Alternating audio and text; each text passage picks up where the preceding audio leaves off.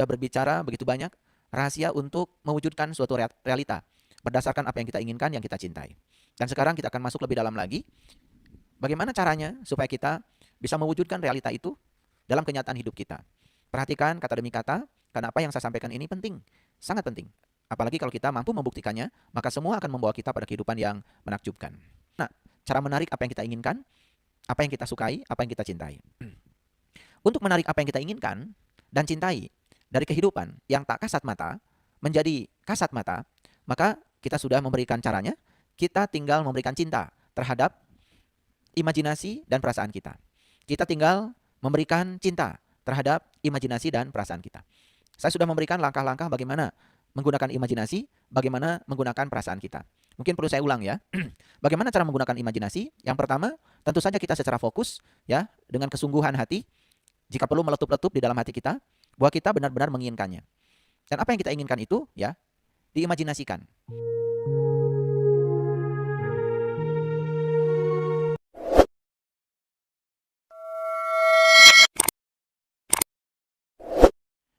Bismillahirrahmanirrahim. Assalamualaikum warahmatullahi wabarakatuh. Salam sejahtera untuk kita semua.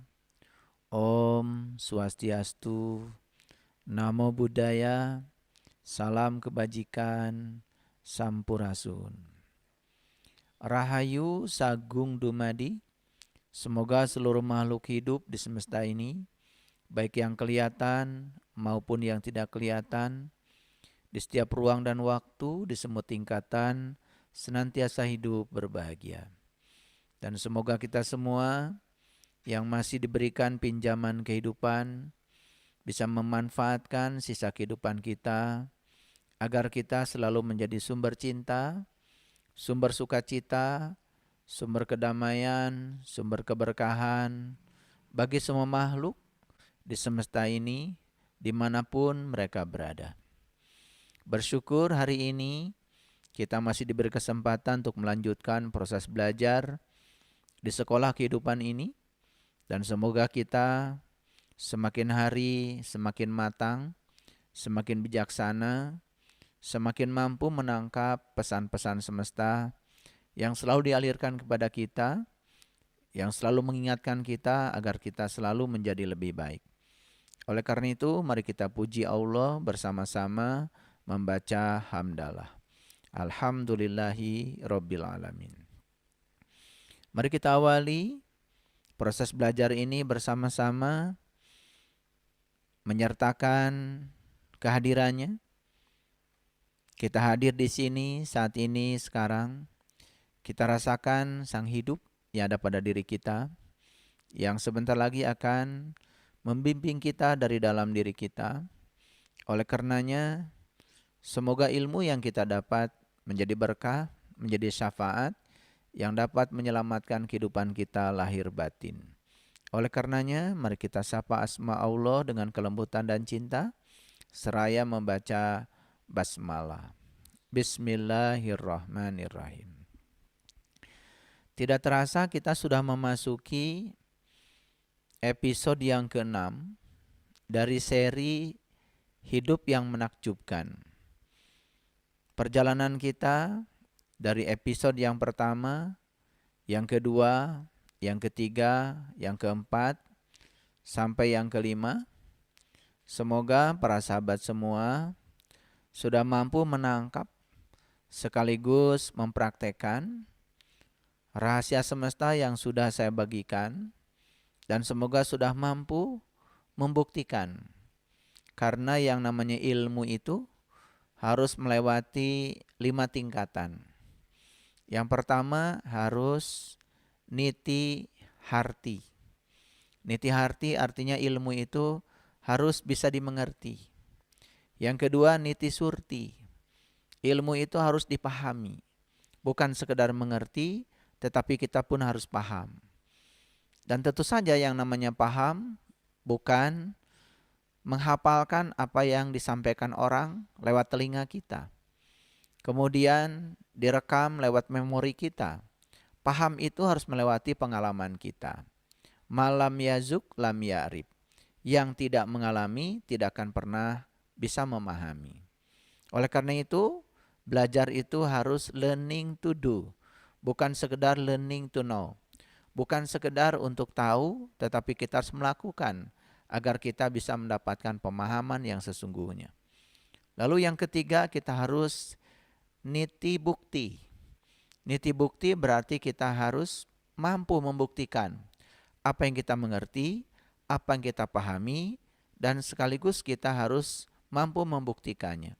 Karena kalau ilmu belum bukti, belum nyata, maka tidak disebut sebagai ilmu. Itu hanya sekedar pengetahuan saja. Kemudian yang keempat, kita harus niti bakti. Kalaupun kita sudah mampu membuktikan, selanjutnya kita harus mampu membaktikan. Karena kalau membuktikan itu baru untuk diri sendiri. Kalau membaktikan, berarti ilmu itu sudah memberi nilai manfaat buat banyak manusia, banyak makhluk di semesta ini.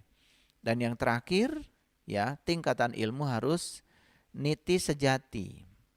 Niti sejati berarti kita sudah mampu untuk bisa memahami secara utuh, secara universal, bahwa sesungguhnya ya tidak ada di semesta ini kecuali Dia.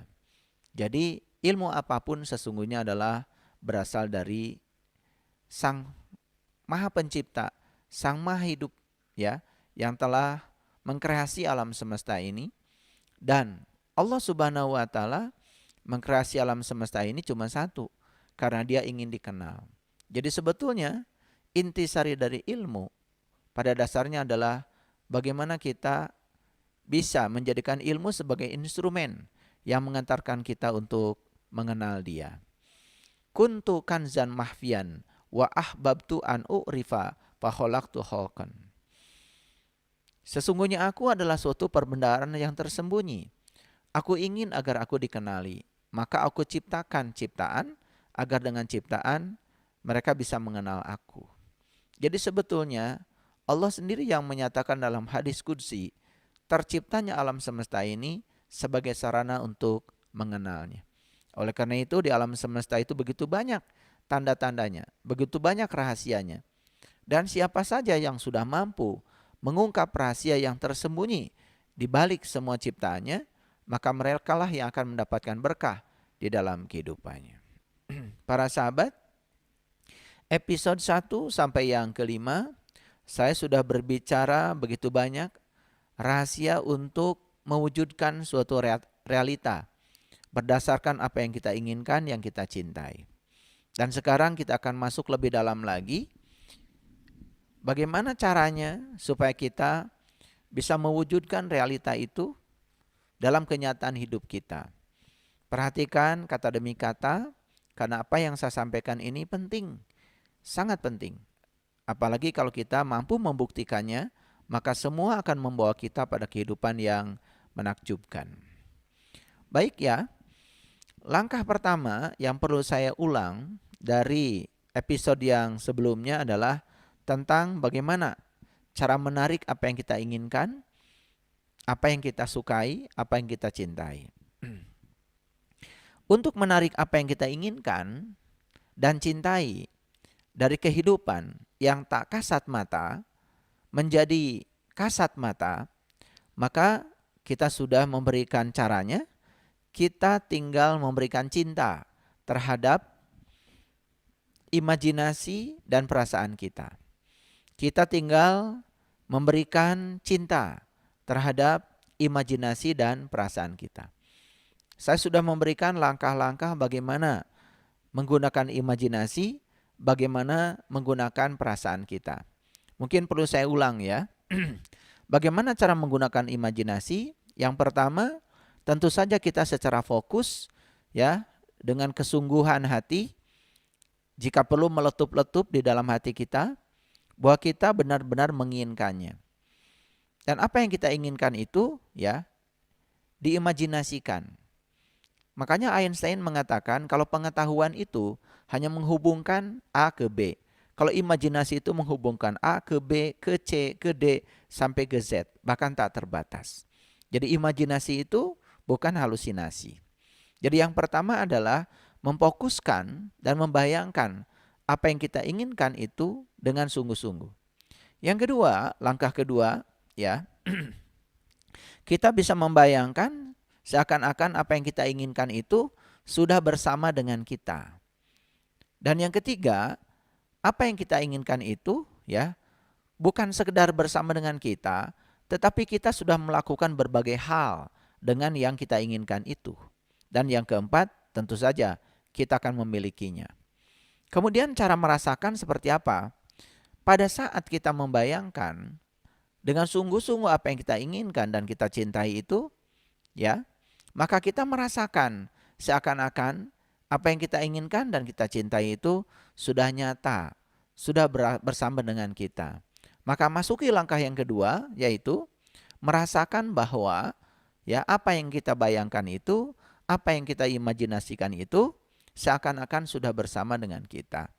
Dan yang ketiga, lakukan berbagai hal dengan yang kita inginkan itu, ya, dan rasakan bahwa kita sudah melakukan berbagai hal dengan yang kita inginkan itu. Dan yang keempat, pasti yang kita inginkan itu bukan sekedar dirasakan, tetapi itu kan menjadi realitas. Itulah cara hukum tarik-menarik bekerja. Oleh karena itu maka di tahap selanjutnya saya akan memberikan rahasia yang lebih dahsyat lagi, ya. Dan rahasia ini ya sudah ditemukan oleh banyak orang yang kreatif. Dan mereka yang sudah membuktikannya, mereka telah menikmati kehidupan yang menakjubkan. Para sahabat, bayangkan hidup kita seperti yang kita inginkan. Bawalah imajinasi kita terus-menerus setiap hari. Jangan putus-putus. Rumusnya sederhana. Dengarkan kata-kata saya. Cuma 2 kata yang perlu diperhatikan. Kata kuncinya. Yang pertama bayangkanlah. Yang kedua rasakan seandainya. Jadi bayangkanlah.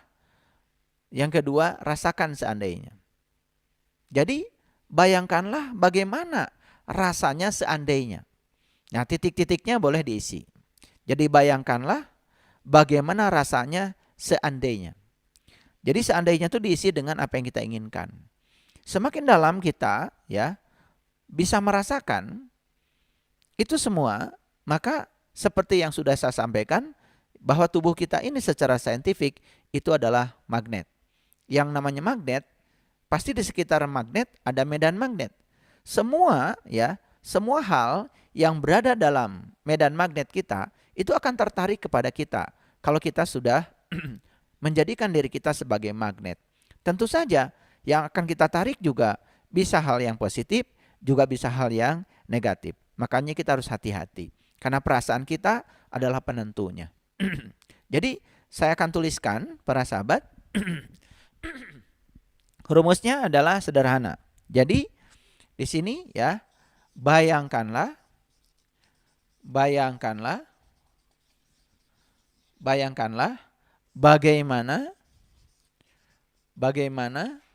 ya perasaan kita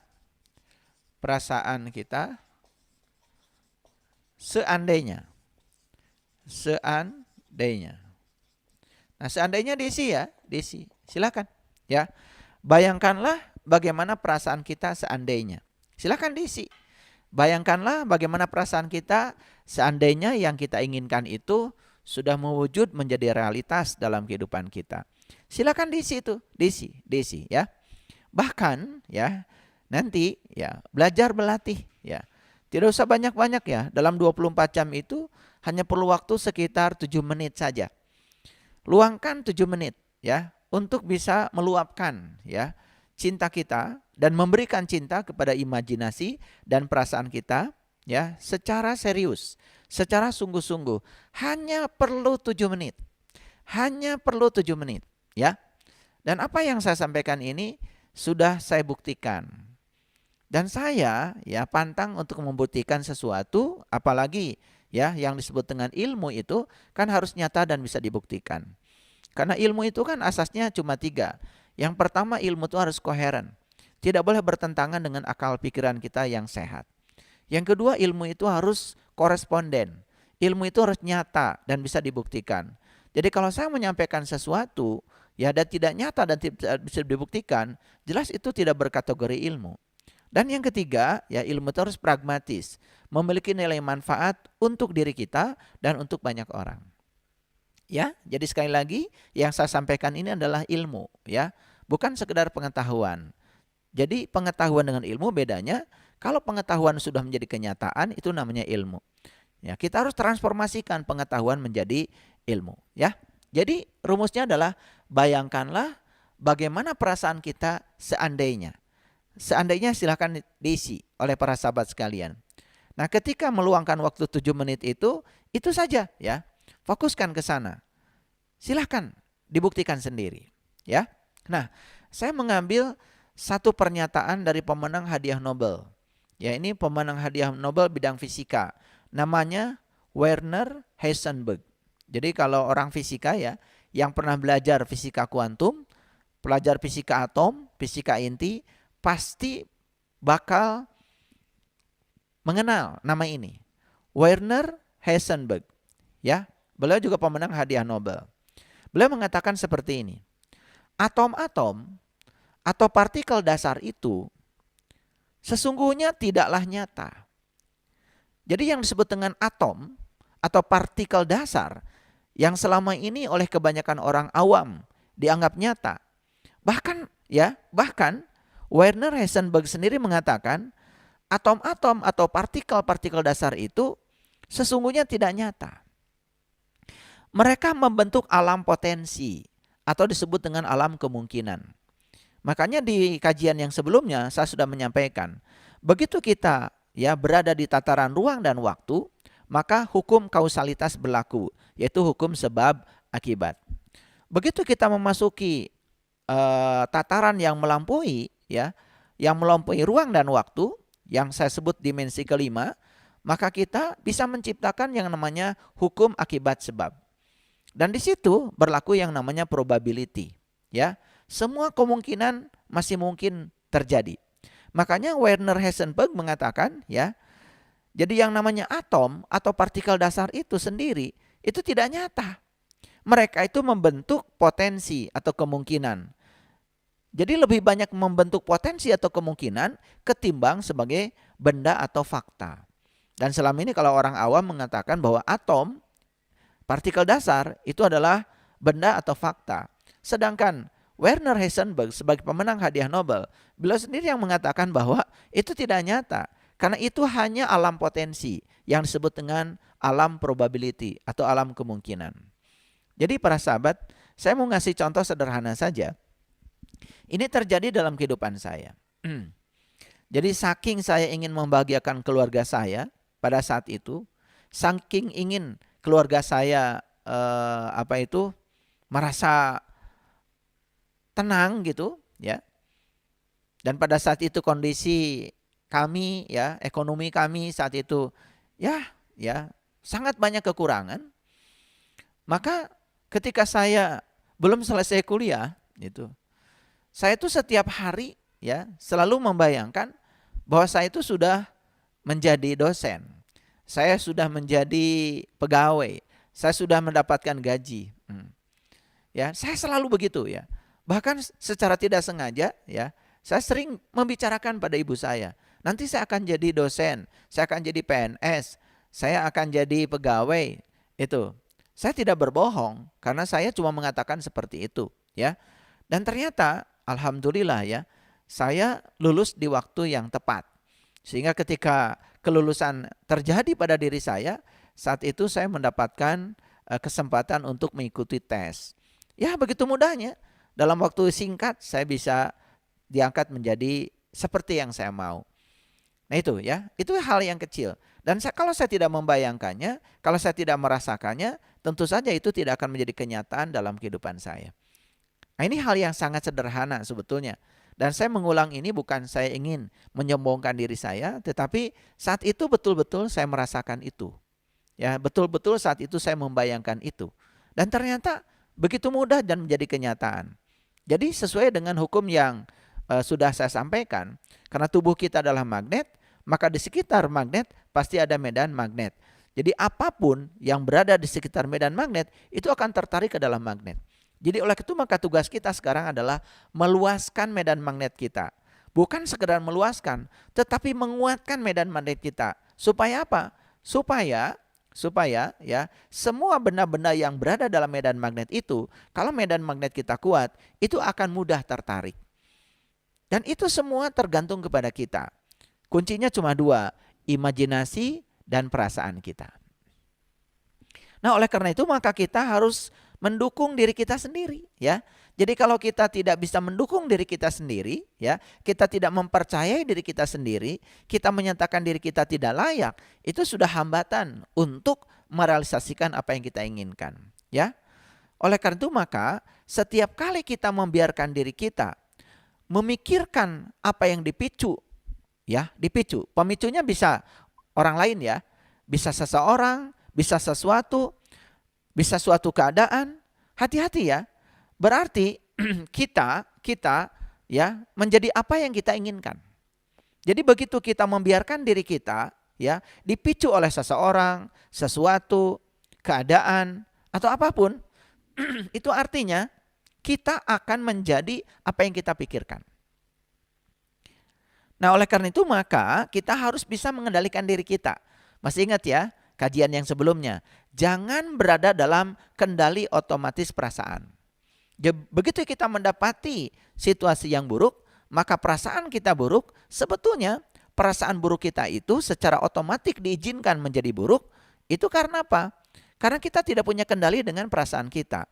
Padahal sebetulnya kita sedang menguatkan situasi yang buruk itu, maka keadaan akan semakin buruk. Makanya jangan terlibat, jangan biarkan kendali otomatis mengendalikan kita, ya. Jadi rumusnya sederhana. Apapun situasi di luar, jaga supaya perasaan kita tetap positif. Jaga supaya perasaan kita tetap baik. Karena kalau kita membiarkan kendali otomatis bekerja, ketika situasi di luar buruk, kemudian perasaan kita pun menjadi buruk, maka kita telah membangun kekuatan medan magnet di sekitar kita untuk menarik yang buruk. Seperti itu hukum tarik-menarik bekerja. Ini benar-benar rahasia semesta yang harus ya para sahabat ketahui. Ya. Nah, kita selama ini banyak sekali tidak menuruti keinginan kita. Atau kita ya menjadi keinginan pinjaman. Kenapa? Karena kita membiarkan kendali otomatis kita dikendalikan oleh situasi di luar. Nah, ketika kita belum bisa mengendalikan perasaan kita, maka selama itu pula ya kita selalu ya menjadi keinginan pinjaman. Saya sebut keinginan pinjaman saja karena kita tidak menjadi diri kita sendiri. Artinya apa yang kita inginkan tidak menjadi kenyataan. Kenapa? Karena kita lebih banyak terpengaruh oleh yang memicu di luar diri kita. Bisa seseorang, bisa sesuatu, atau bisa keadaan. Ini kuncinya para sahabat. Kuncinya adalah kendalikan perasaan kita. Ya, seburuk apapun situasi di luar, jangan sampai perasaan kita terjebak oleh situasi itu. Jangan terjebak oleh kendali otomatis. Ya, di kajian sebelumnya sudah saya sampaikan. Ini hanya mereview saja beberapa hal penting untuk bekal dalam masuk pada kajian episode yang ke-6. Nah, jadi proses penciptaan itu jelas harus ada pendukungnya. Ketika kita menggunakan proses penciptaan itu dengan pikiran dan perasaan kita, ya, usahakan tidak mempertentangkan keinginan kita dengan tindakan sehari-hari. Dan sebagai gantinya gunakan berbagai benda di sekitar kita sebagai properti agar kita merasakan seolah-olah apa yang kita ciptakan dalam proses penciptaan itu sudah kita miliki. Contoh sederhana. Ya. Misalnya begini, ya. Ada sahabat yang sampai hari ini belum punya pasangan. Ya, tidak ada salahnya ya kalau ya membuat tempat tidur ya dan membayangkan memberi ruang untuk pasangan kita. Jadi kalau kita menginginkan pasangan tapi beli tempat tidurnya single hanya untuk kita sendiri, itu namanya ya keinginan kita tuh sedang dipertentangkan dengan kehidupan sehari-hari kita. Harusnya kan beli kasurnya yang double dong, ya. Double. Bahkan ya, orang-orang yang sudah mencapai pengalaman ini, tidurnya pun tidak boleh. Setelah beli kasur yang double, tidurnya jangan di tengah. Tidurnya harus di pinggir. Jadi merasakan seolah-olah pasangan yang diidamkan itu sudah berada bersama kita. Seperti itu ya.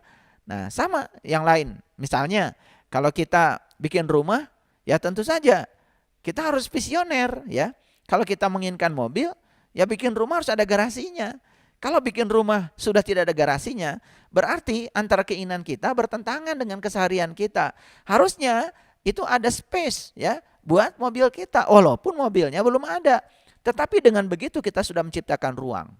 Sama ya kalau kita ingin ya baju-baju bagus yang branded, misalkan saya sudah melakukannya ya. Saya beli lemari yang besar dan saya berikan space ya untuk ini t-shirt saya yang bagus, ini adalah celana-celana saya yang saya idamkan gitu. Walaupun saat itu belum ada isinya, tetapi kita sudah visioner. Artinya ya keinginan kita tidak dipertentangkan dengan keseharian kita. Ini hal yang sederhana para sahabat. Hal yang sangat sederhana ya, gitu. Jadi untuk yang ingin pasangan ya tentu saja beli kasurnya yang double ya, yang double. Dan tidurnya pun jangan di tengah. Kalau di tengah itu kan sedang meniadakan yang lain ya. Tidurnya pun harus di pinggir ya. Merasakan seakan-akan pasangan kita sudah hadir.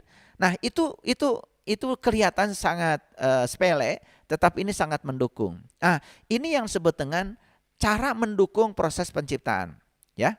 Nah, bahkan kelima indera kita ini sebetulnya ini semacam properti ya. Properti untuk membantu merasakan ya, seakan-akan yang kita imajinasikan itu sudah kita miliki ya. Ya, misalkan dengan tangan kita kan bisa merasakan ya, dengan kulit kita bisa merasakan apa yang yang kita inginkan itu seakan-akan sudah terjadi ya. Karena kulit kita bisa merasakan ya, bisa mencicipi ya, tubuh kita bisa mencicipi, bisa membaui, bisa mendengarkan, pokoknya apapun ya. Jadi artinya tubuh kita pun, panca indera kita pun itu merupakan properti pendukung untuk mewujudkan proses penciptaan supaya itu segera mewujud.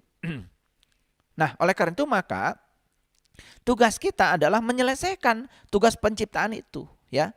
Jadi jangan nanggung, jangan setengah-setengah ya. Tugas penciptaan itu harus selesai ya. Gitu. Jadi kita harus sadar. Yang pertama ya, ketahuilah bahwa bila kita sudah melengkapi tugas kita dalam proses penciptaan, ciptaan itu sebetulnya sudah selesai. Seperti yang saya sampaikan pada kesempatan sebelumnya, ya. 5.000 tahun yang lalu, ya, orang membuat imajinasi, ya, tentang kehidupan yang akan datang. Ternyata apa yang diimajinasikan mereka 5.000 tahun yang lalu, sekarang kan sudah jadi kenyataan. Itu artinya 5.000 tahun yang lalu, ya, apa yang mereka imajinasikan itu sudah ada. Sudah ada. Karena apa? Hukum tarik-menarik itu tidak mengenal besar atau kecil yang kita imajinasikan dan tidak mengenal waktu. Tidak mengenal waktu, ya, tidak mengenal waktu. Jadi oleh karena itu, ya, ketika kita sudah melengkapi tugas kita dalam proses penciptaan, kita sudah memberikan rasa positif, ya, kepada imajinasi kita, kepada perasaan kita, ya. Itu yang namanya proses penciptaan itu sudah selesai, ya. Jadi kita pada saat itu tidak lagi berada di dunia lama. Ya, kita tidak berada di dunia lama. Jadi kita sudah memasuki ya dunia baru. Kita sudah memasuki dunia yang kita inginkan itu. Gitu. Jadi kita sudah pindah ke dunia baru, ya. Di dunia baru ini sudah menyediakan seluruh yang kita inginkan meski kita belum melihatnya. Dan kita pasti akan menerimanya. Ya, sedahsyat itu ya, hukum semesta. Ini sains ya, ini sains. Jadi pahami ini sains ya, bukan sekedar ilmu biasa ya, bukan ilmu hafalan, dan ini bisa dibuktikan. Nah, oleh karena itu saya akan kembali berbicara lebih mendalam tentang medan perasaan. Jadi kalau saya berbicara medan ya, medan magnet, kalau ini ada magnet, maka di sekitarnya ada medan. Ya, daerah di mana di situ masih ada pengaruh magnet disebut medan. Sama ya, kalau di sini ada benda bermuatan listrik, di sekitarnya juga ada yang namanya medan listrik. Jadi medan listrik itu adalah daerah di mana di daerah itu masih dirasakan ada efek-efek kelistrikan. Seperti itu yang namanya medan. Nah, ini medan perasaan. Nah, medan perasaan berarti ya perasaan kita itu sebetulnya membentuk medan, ya, membentuk medan. Dan perasaan kita itu bisa mengendalikan semua, ya, karena itu berbentuk medan. Jadi yang pertama berkenaan dengan medan perasaan. Ingat ya, ketika perasaan kita nih bertentangan dengan keinginan kita, maka yang akan jadi pemenangnya itu pasti perasaan. Ulangi ya, jika perasaan kita bertentangan dengan keinginan kita, yang akan jadi pemenangnya itu bukan keinginan kita, perasaan kita. Oleh itu maka keinginan dengan perasaan itu harus selaras. Ketika perasaan kita bertentangan dengan keinginan kita, yang akan terjadi bukan yang kita inginkan, tetapi yang akan terjadi apa? Yang kita rasakan. Karena perasaan pemenangnya. Ya. Yang kedua ya, pahami ya secara ilmiah, ketika kita memberikan cinta kepada perasaan baik, maka perasaan kita menciptakan medan yang melingkupi diri kita secara menyeluruh. Hal inilah yang menarik segala sesuatu ke dalam kehidupan kita. Jadi ketika kita memberikan cinta kepada perasaan baik kita, maka perasaan ini membentuk medan. Membentuk medan. Artinya semua hal yang berada dalam medan yang dibentuk oleh kita, itu akan tertarik kepada kita. Itu hukum yang kedua. Kemudian yang ketiga, ya, setiap kita mengungkapkan rasa cinta, ya, melalui perasaan atau melalui kata-kata atau melalui tindakan, sebetulnya kita sedang menambahkan cinta ke medan di sekitar kita. Sehingga medan cinta kita semakin luas dan semakin kuat. Ya. Jadi seperti medan magnet sama ya. Kalau medan magnetnya itu lemah, ya, maka jangkauan dari medan magnet itu menjadi sempit. Nah, tugas kita adalah meluaskan ya medan perasaan kita, juga menguatkan medan perasaan kita. Bukan sekedar luas, tapi juga kuat. Nah, bagaimana caranya? Caranya sederhana. Kita terus-menerus ya mengungkapkan rasa cinta melalui perasaan, melalui kata-kata, melalui tindakan.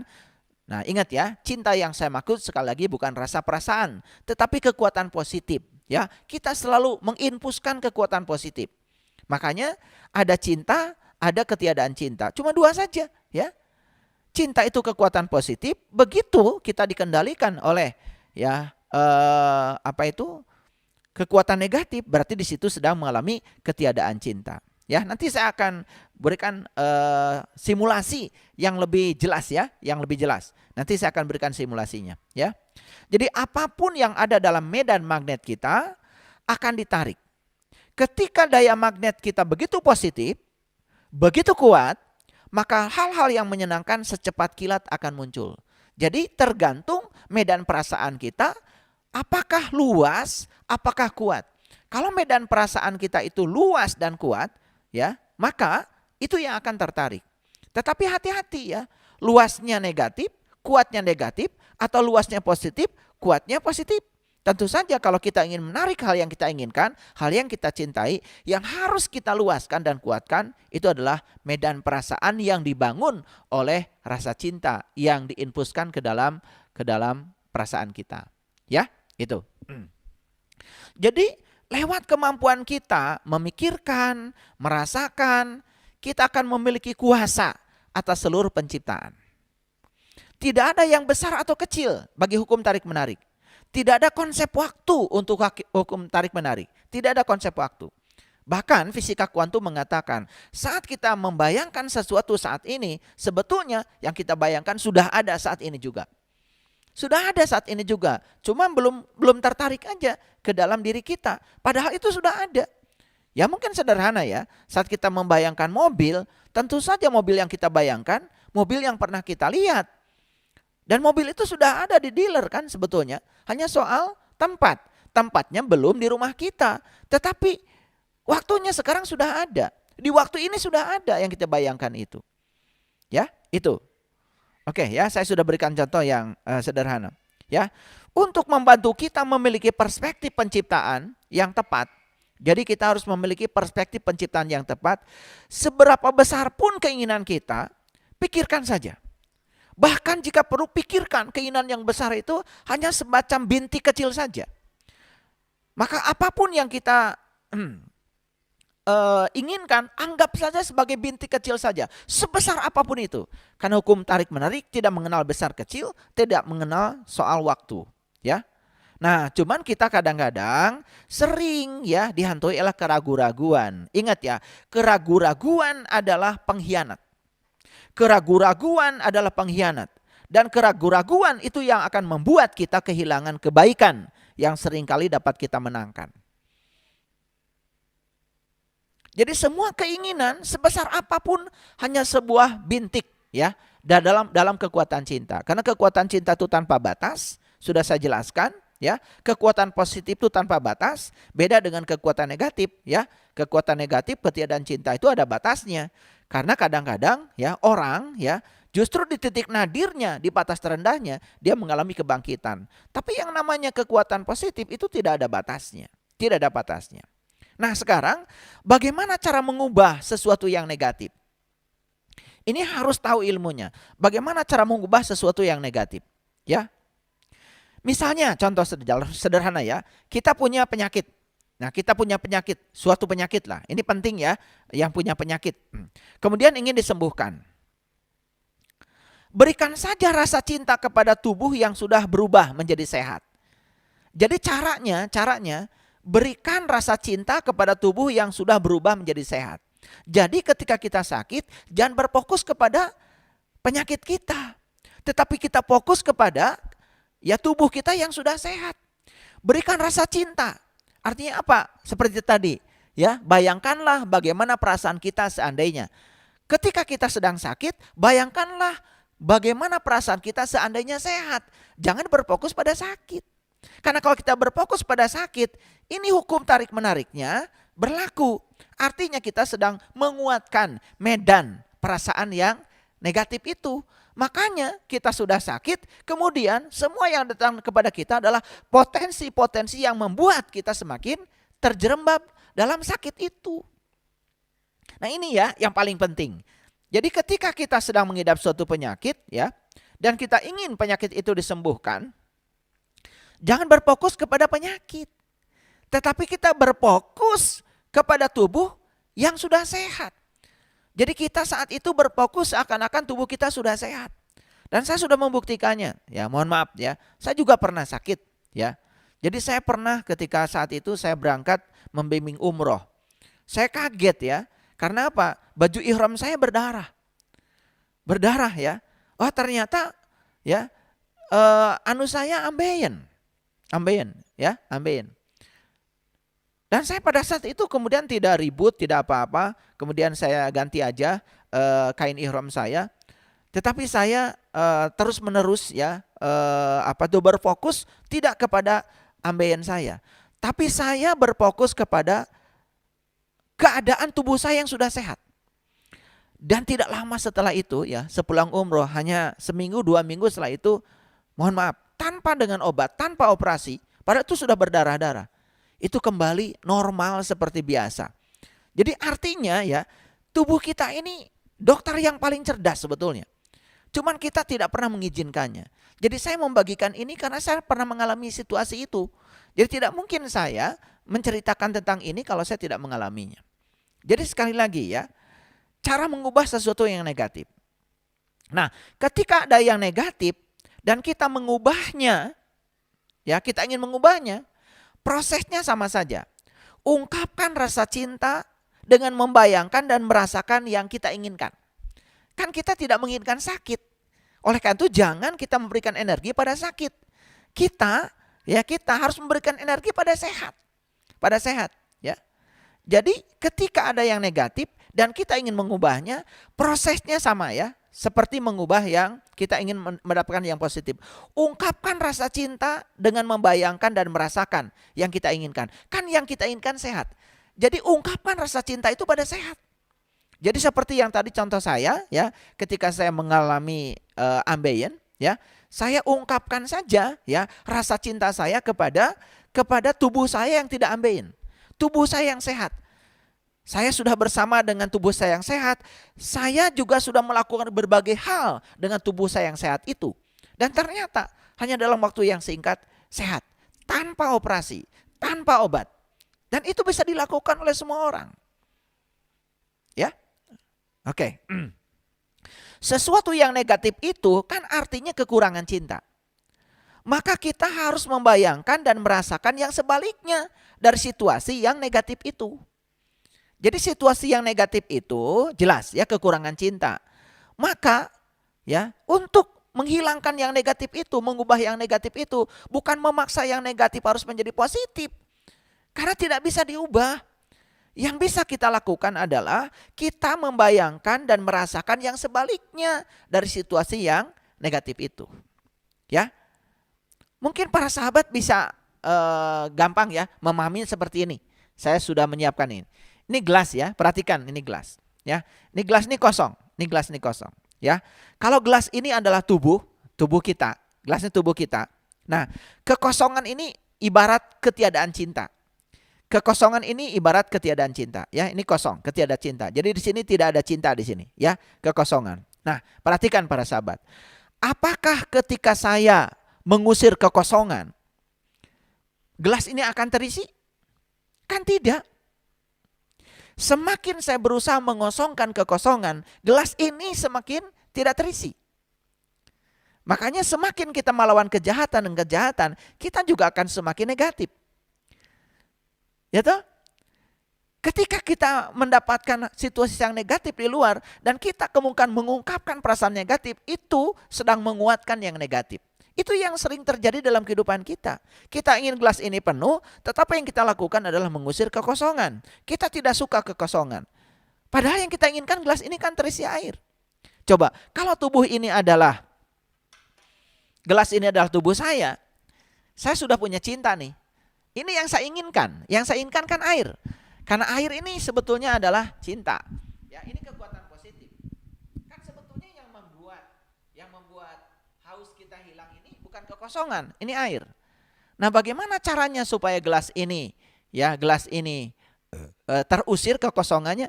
Kan satu-satunya cara adalah mengisi cinta. Memberikan cinta. Dengan memberikan cinta otomatis ya kekosongan akan tidak ada. Coba sekarang, begitu kita hadirkan cinta, kekosongan tidak ada. Jadi ketiadaan cinta itu hanya bisa dilawan dengan menghadirkan cinta.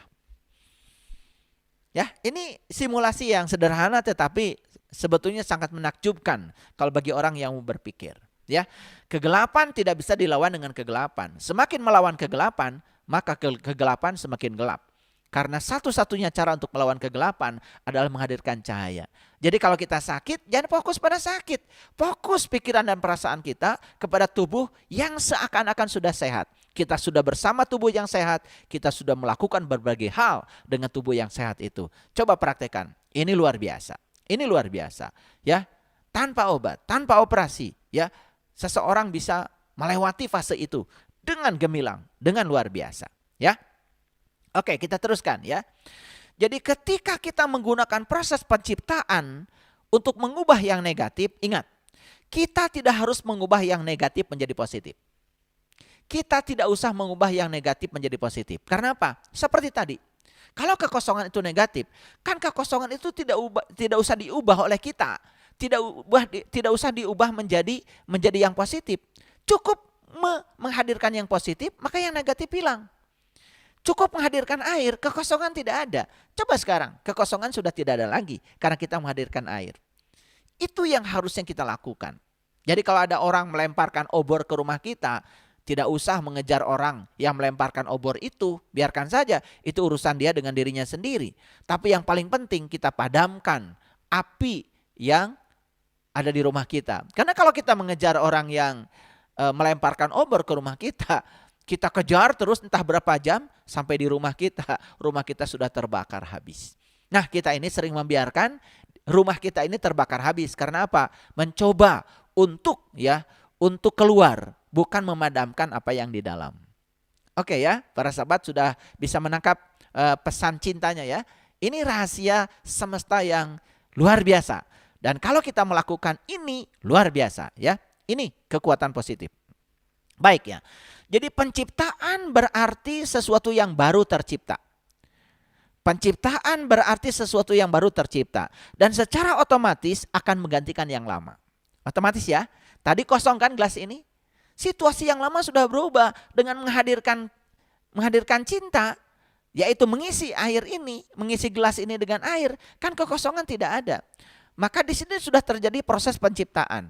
Sesuatu yang baru sudah tercipta, dan yang baru tercipta, yang lama dengan otomatis tidak ada lagi.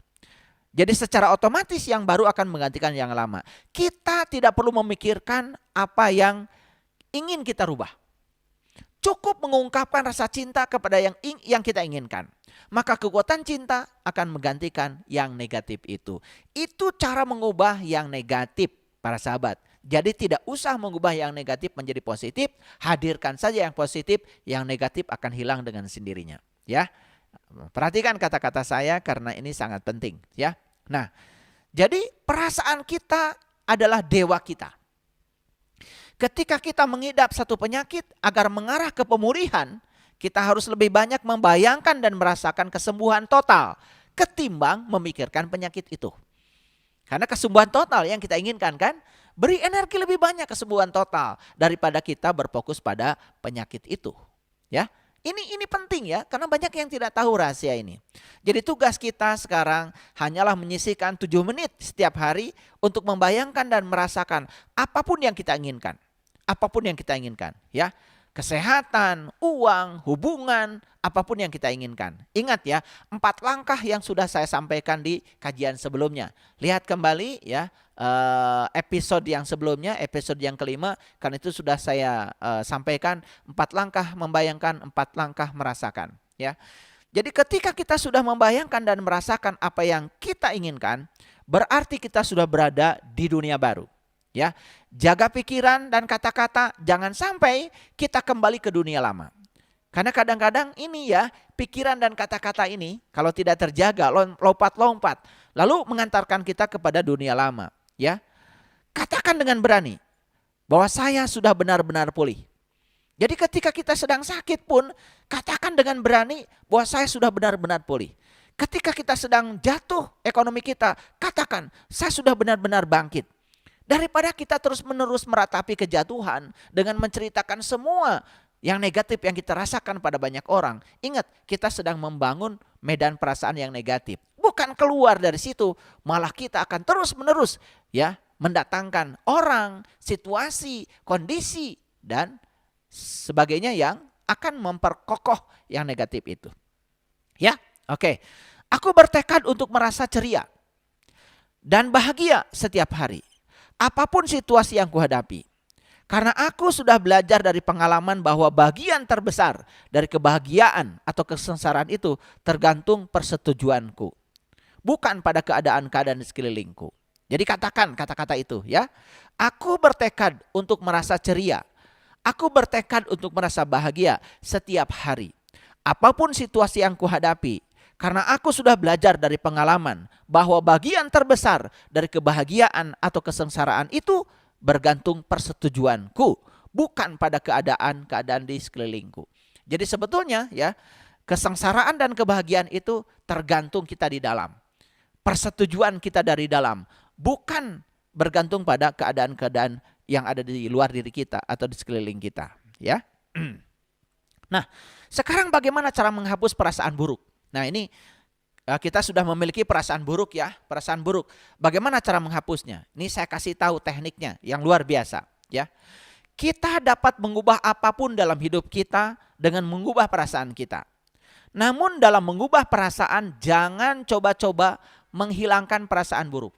Sekali lagi, saya ulang. Kita dapat mengubah apapun dalam hidup kita dengan mengubah perasaan kita. Namun dalam mengubah perasaan jangan coba-coba menghilangkan perasaan buruk. Karena perasaan buruk hanyalah ketiadaan cinta. Curahkan saja rasa cinta. Ya, sekali lagi ya, jangan coba-coba menghilangkan perasaan buruk. Karena ketika kita coba-coba menghilangkan perasaan buruk, sama saja dengan kita coba-coba ingin mengusir kekosongan dengan cara mengosongkan kekosongan. Itu tidak akan pernah membuat gelas kita terisi. Padahal yang kita inginkan, gelas ini terisi oleh air. Jadi ketika kita mengusir kekosongan dengan mengosongkan kekosongan, semakin kosong gelas ini. Jadi jangan coba-coba menghilangkan perasaan buruk. Nah, kita tidak perlu menghilangkan amarah. Kita tidak perlu menghilangkan kesedihan. Karena amarah, kesedihan akan lenyap bila cinta masuk. Daripada kita berusaha menghilangkan amarah, daripada kita berusaha menghilangkan kesedihan, kan lebih bagus kita menghadirkan cinta. Menghadirkan kekuatan positif. Kan daripada marah, lebih bagus kita memaafkan. Daripada menyalahkan, lebih bagus kita memahami. Kan dengan menghadirkan kekuatan positif, bukankah sebetulnya ya amarah, kesedihan itu hilang dengan sendirinya. Nah, kita selama ini salah kaprah. Karena apa? Ya, kita mencoba menghilangkan kemarahan, kita mencoba menghilangkan kesedihan. Ya. Padahal sebetulnya marah, sedih akan lenyap bila cinta masuk. Jadi tekniknya saja yang kita tidak tahu, rahasianya yang kita tidak tahu, ya. Jadi tidak ada yang harus kita gali dari dalam diri kita. Bila kita menumpahkan rasa cinta kepada diri kita, seluruh perasaan buruk akan lenyap seketika. Begitu saya menghadirkan air, kekosongan lenyap. Kan saya tidak usah melawan kekosongan. Ini penting para sahabat untuk diperhatikan. Karena dalam prakteknya kita banyak yang tidak tahu. Dan saya sudah mempraktekkan setiap hari. Setiap hari ya saya mempraktekkan hal ini. Dan ternyata luar biasa. Hidup itu menjadi sangat menakjubkan. Ya, kita merasa nyaman karena cinta. Dan kita merasa tidak nyaman karena ketiadaan cinta. Jadi saat kita mengalami ketidaknyamanan, jelas kita sedang mengalami ketiadaan cinta. Supaya nyaman, jangan melawan ketidaknyamanan. Cukup menghadirkan cinta, maka kita akan nyaman. Ya toh? Jadi tidak usah kita berfokus pada hal-hal yang buruk tadi, ya. Oke. Ya. Nah, ada analogi yang sangat menakjubkan, ya. Analogi yang sangat menakjubkan. Para sahabat, banyak sekali orang berusaha secara kreatif. Bagaimana sih caranya supaya kita tidak terjebak dengan perasaan buruk? Gini, ya. Ada yang mengumpamakan perasaan buruk itu seperti kuda liar. Bisa membayangkan ya kuda liar? Kuda liar, kalau kuda liar kan namanya kuda liar, pasti tidak terkendali ya. Tidak terkendali. Oke.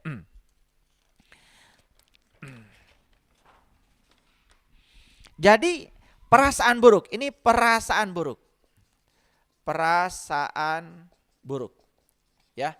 Ini jelas ya, perasaan buruk itu akibat apa tadi? Akibat ketidakhadiran cinta. Perasaan buruk, akibat ketiadaan cinta. Jadi sebetulnya sakit itu akibat ketiadaan sehat. Ya, itu ya. Gelap itu akibat ketiadaan cahaya. Yuk, perasaan buruk. Nah, perasaan buruk ini ibarat kuda liar. Jadi ibarat kuda liar ya. Saya tidak pandai ya menggambar kuda, gimana ya kuda ya. Ya pokoknya kuda lah ya. Ya. Oke, kuda. Kuda nih. Kuda liar. Nah, sekarang ini kuda liar. Kuda liar.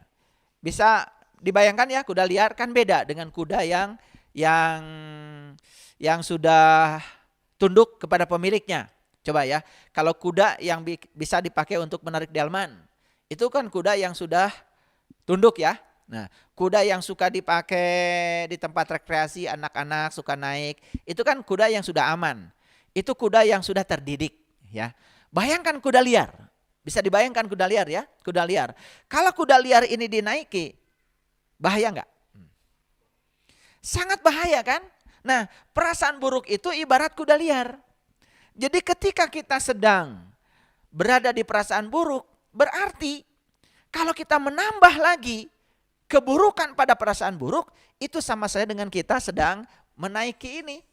Kita sedang menaiki kuda liar ini. Nah, kalau kita menaiki kuda liar, para sahabat bisa membayangkan akibatnya seperti apa?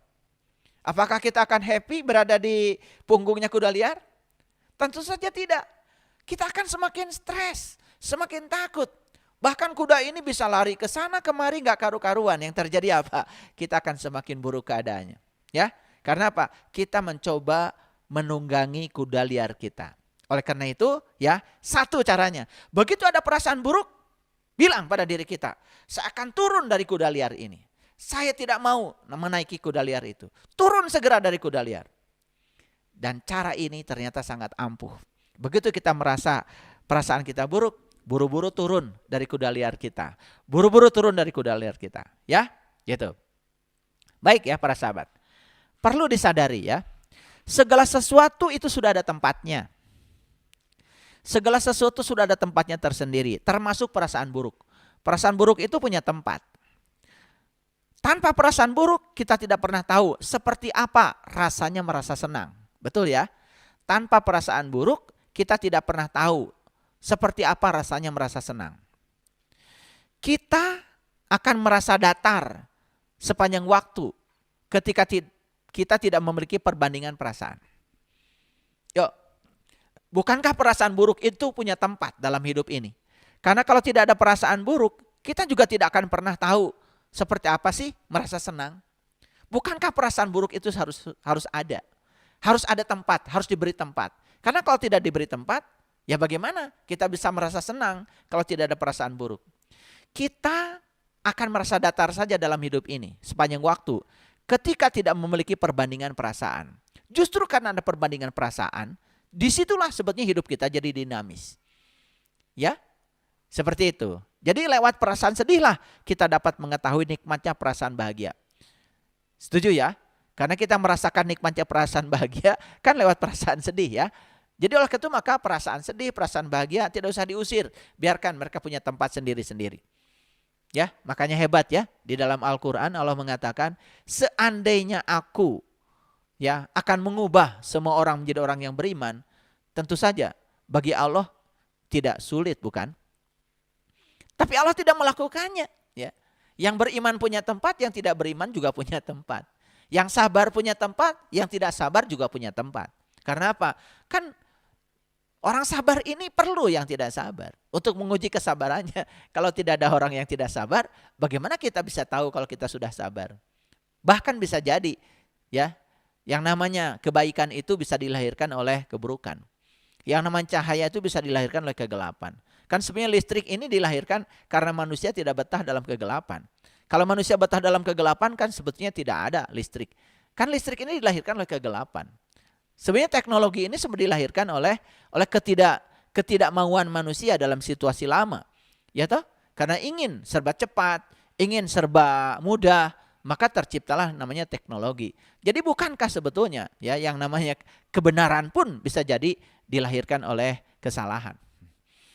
Ya, tidak ada sebetulnya listrik ini ya. Thomas Alva Edison tidak pernah bisa menciptakan listrik kalau beliau tidak melakukan kesalahan.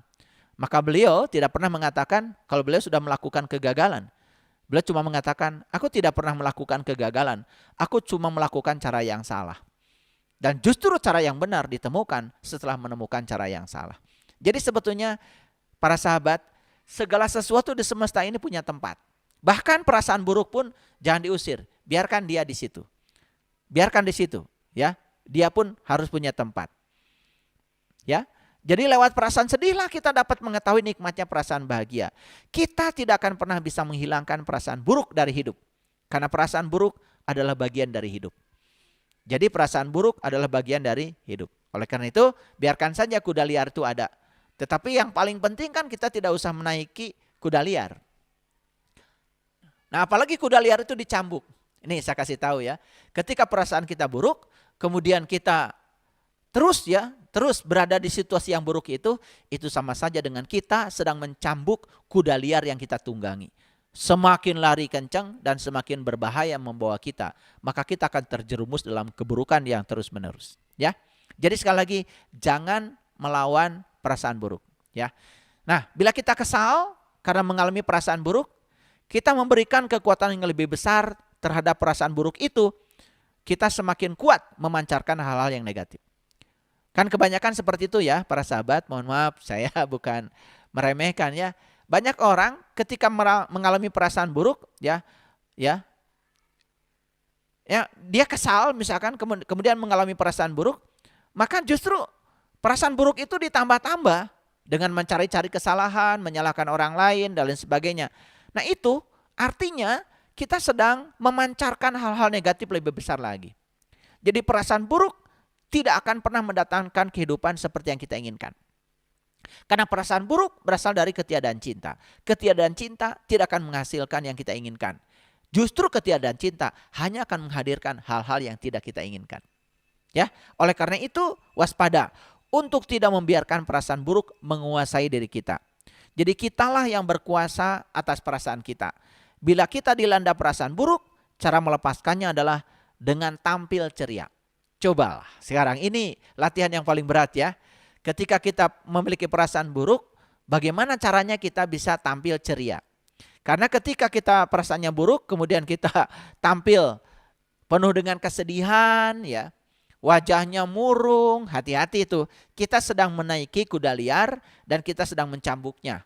Maka kuda liar akan membawa kita pada situasi yang jauh lebih buruk lagi. Makanya katakan pada diri kita, aku tidak mau menunggangi kuda liar. Aku akan turun dari kuda liar itu. Putuskan itu. Putuskan itu. Putuskan itu, ya. Dan kemudian masukilah keadaan yang ceria. Keadaan yang ceria. Ini memang latihannya perlu sungguh-sungguh para sahabat. Kalau tidak sungguh-sungguh ya kita akan terus terjerembab. Oleh karena itu sekarang mari kita sadari kenapa banyak sekali orang yang terus-menerus berada di situasi yang buruk. Karena apa? Karena dia terus-menerus menginfus perasaan buruk itu dengan ketiadaan cinta. Tidak mau menghadirkan cinta. Sama saja dengan mengusir kekosongan, dengan mencoba mengosongkan kekosongan. Bukan mengisi gelas dengan air, ya, bukan mengisi tubuh dengan cinta. Makanya kekuatan positif ini sangat luar biasa para sahabat. Tidak ada batasnya, tidak ada batasnya. Kalau kita menggunakan kekuatan ini, sungguh luar biasa. Ya, jadi sewaktu kita sedang bersenang-senang, kita merasa nyaman dan mendapatkan berbagai hal yang menyenangkan. Coba perhatikan ya. Ketika kita sedang bersenang-senang, kita merasa nyaman, yang datang itu kan hal-hal yang menyenangkan. Ya. Jika kita terlalu serius menghadapi hidup, kita pun akan mendapatkan hal-hal yang berat yang harus dihadapi dengan serius.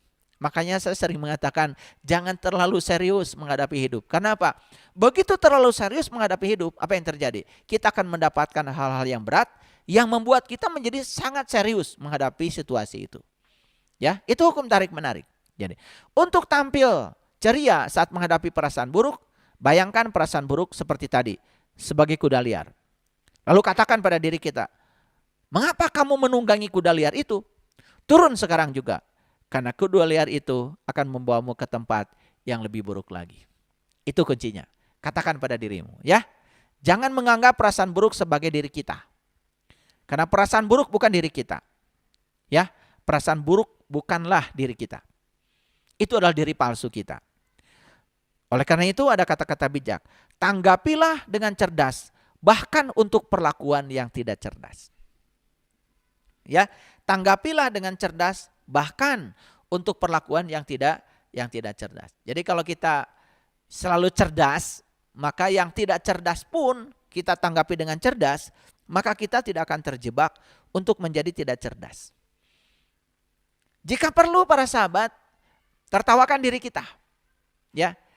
Jika kita sedang mengalami perasaan buruk dan kita mampu mentertawakan diri kita karena kita sedang menunggangi kuda liar, luar biasa sekali ya. Berarti kita telah mengubah hidup kita. Jadi ketika kita sedang mengalami perasaan buruk, tertawakan diri kita. Kenapa? Harus ditertawakan. Kok saya menunggangi kuda liar? Kok saya bodoh sekali? Kalau saya menunggangi kuda liar, berarti saya akan dibawa oleh kuda liar pada situasi yang lebih buruk. Tertawakan diri kita.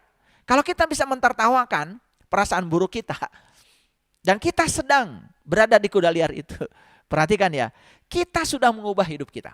Kita sudah mengubah hidup kita. Ya, bila kita merasa buruk, jangan tambah kekuatan perasaan buruk itu dengan menyalahkan diri sendiri. Jika itu yang kita lakukan, sama saja dengan kita mencambuki kuda liar kita agar melesat ke arah yang negatif. Ini yang sering terjadi.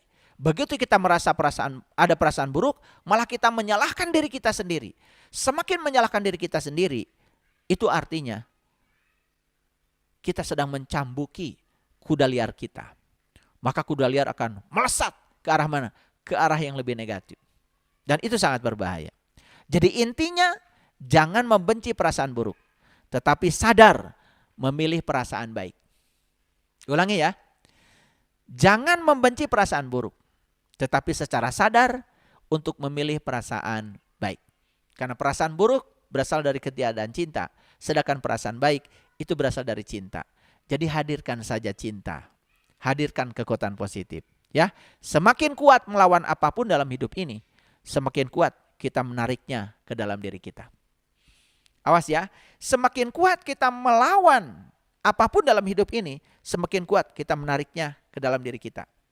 Contoh ya, semakin menolak orang yang kita tidak sukai, maka orang yang tidak kita sukai akan datang berulang-ulang. Itu sudah nyata dalam kehidupan kita. Makanya kenapa kok banyak sekali orang yang tidak kita sukai datang dalam kehidupan kita? Karena kita masih menolaknya. Semakin melawan, semakin menolak apapun dalam hidup ini, maka sebetulnya apa yang kita tolak itu semakin ditarik oleh kita ke dalam diri kita. Contoh yang lain, semakin tidak suka dengan karakter seseorang, sebetulnya kita sedang menarik orang-orang yang berkarakter sama untuk datang dalam kehidupan kita. Makanya mohon maaf ya, kan banyak sekali ada pasangan yang tidak cocok. Karena tidak cocok, kan tidak cocok itu sebenarnya akibat dari tidak mau menerima kenyataan. Tidak mau menerima pasangan kita apa adanya. Lalu ya, karena kita tidak menerimanya berarti kita melawannya, berarti kita menolaknya. Ya sudah, akhirnya diputuskan untuk berpisah.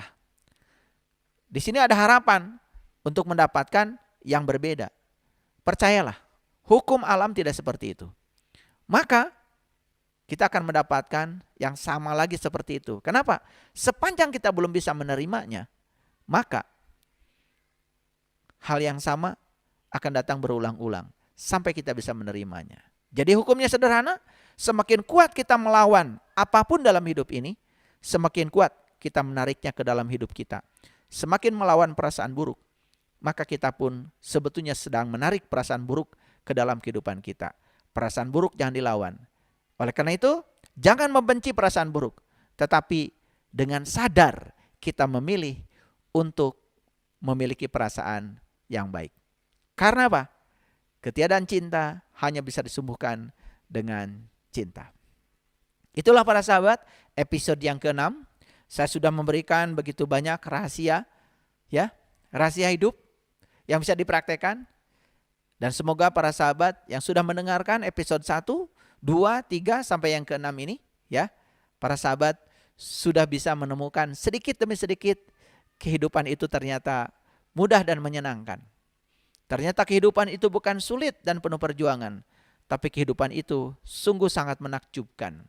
Jadi sebetulnya kondisi kehidupan kita hari ini, sebetulnya penciptanya adalah diri kita sendiri. Kita yang telah menarik semua hal dalam hidup ini. Karena Allah hanya sebagai Rob. Allah hanya sebagai fasilitator. Dia hanya sebagai sang keberadaan. Dia hanya sebagai sang kehadiran. Maka dalam hadis qudsi Allah menyatakan, aku bergantung sangkaan hambaku. Aku tidak akan mengubah nasib suatu kaum kalau dia sendiri tidak akan mengubahnya. Yuk kita ubah perasaan buruk kita dengan menghadirkan perasaan baik secara sadar sebanyak-banyaknya, maka kita akan menarik hal-hal baik dalam kehidupan kita. Terima kasih. Assalamualaikum warahmatullahi wabarakatuh.